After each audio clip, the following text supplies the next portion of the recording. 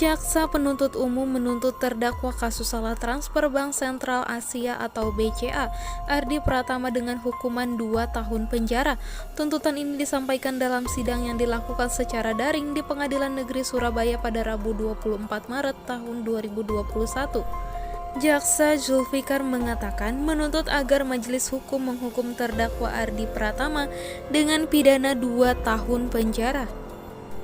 Menurut Jaksa Penuntut Umum, Ardi terbukti bersalah melanggar pasal 85 Undang-Undang Nomor 3 Tahun 2011 tentang transfer dana.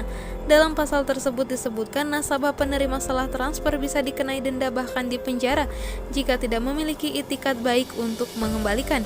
Di mata hukum, pertimbangan yang dinilai memberatkan bagi Ardi adalah lantaran ia telah menggunakan uang salah transfer sebesar 51 juta rupiah itu. Pada kasus yang dialami Ardi, kata Zulfikar, terdakwa memakai uang tersebut untuk keperluan sehari-hari dan juga untuk membayar hutangnya. Selain itu, Ardi juga dianggap berbelit-belit dalam persidangan. Sementara ada hal juga yang meringankan terdakwa, ia masih berusia muda dan belum pernah dihukum. Menanggapi tuntutan jaksa, pihak Ardi akan mengajukan pembelaan. Kuasa hukum Ardi Dipertius mengatakan kami ajukan pledoi atau pembelaan pada sidang pekan depan.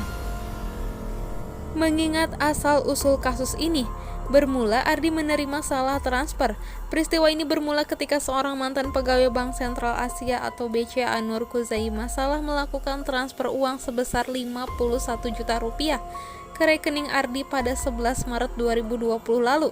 Ardi mulanya mengira uang itu adalah komisi hasil penjualan mobil dan menggunakannya untuk membayar hutang dan keperluan sehari-hari. Nur salah memasukkan nomor rekening hingga akhirnya mendatangi rumah Ardi untuk menjelaskan duduk perkara itu. Namun saat itu orangnya Ardi ngotot bahwa dia tidak bersalah. Ia mengatakan bukan salah saya kan tidak salah. Sementara Nur yang pensiun pada Agustus 2020 dan tak mau menyisakan masalah di kantornya akhirnya terpaksa mengganti uang dengan dana pribadinya. Lantaran belum ada itikat baik dari Ardi, dia pun akhirnya melaporkan persoalan itu ke Polrestabes Surabaya. Saat melapor ke polisi, Nur sudah pensiun dari BCA sehingga kasus itu hanya melibatkan Nur dan Ardi saja. Saat itu, Ardi sempat mengatakan akan mencicil uang tersebut. Nur mengatakan sempat muncul angka 2 juta lalu 3 juta rupiah, tapi itu cuma janji dan janji-janji terus. Persoalan itu akhirnya sampai ke meja hijau hingga jaksa penuntut umum menuntut Ardi dengan hukuman penjara 2 tahun. Sementara itu perihal penerimaan dana diatur dalam Undang-Undang Pasal 85 Undang-Undang Nomor 3 Tahun 2011 tentang transfer dana. Nasabah penerima bisa dikenakan denda bahkan dipenjara jika tidak memiliki itikat baik.